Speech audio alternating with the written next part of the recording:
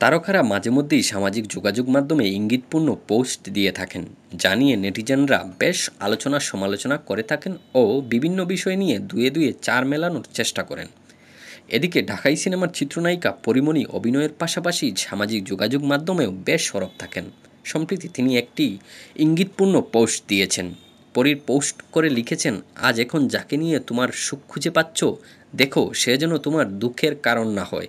শোনা অভিনেত্রীর ইঙ্গিতপূর্ণ পোস্ট নিয়ে নেটিজেনরা বেশ আলোচনা সমালোচনা করছেন। তারা বলছেন, পরী তার প্রাক্তন স্বামী শরীফুল রাজকে নিয়ে পোস্ট দিয়েছেন। নেটিজেনরা মনে করছেন, সোনা বলে পরী মূলত রাজকে উল্লেখ করেছেন। পরীর পোস্ট শেয়ার দিয়ে একজন নেটিজেন লিখেছেন, পরীর রাজকে ভুলতে না পেরে তাকে নিয়ে এমন পোস্ট করেছে। আবার অনেকে মিশ্র প্রতিক্রিয়া দেখিয়েছেন। ফারহান নামে আরেক নেটিজনের কথায়, কষ্ট পেয়ে এভাবে রাজকে মিস করার কি আছে, নিজেকে নিজে ভালোবাসেন। প্রসঙ্গত, গুনিন সিনেমার শুটিং করতে গিয়ে প্রেমের সম্পর্কে জড়ান পরী ও রাজ। 2021 সালের 17 অক্টোবর বিয়ে করেন দুজন। এরপর তাদের কোলজোড়ে আসে ছেলে শাহিম মোহাম্মদ রাজ্য। সম্পর্কে টানাপোড়েনে 2023 সালের সেপ্টেম্বরে বিচ্ছেদের পথে হাঁটেন এই তারকা দম্পতি।